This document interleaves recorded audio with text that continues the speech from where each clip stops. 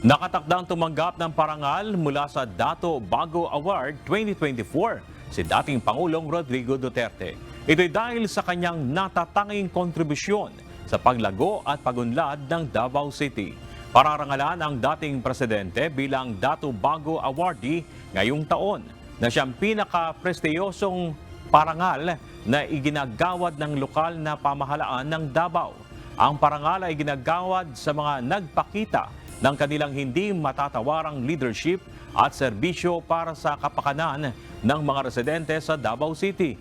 Ilan sa mga sinasabing legasiya ng dating Pangulo sa Davao, ang pagpapatupad ng anti-smoking law, ang pagpapanatili ng peace and order sa lungsod, gayon din ang development ng infrastructure, social welfare at economic expansion sa Davao City.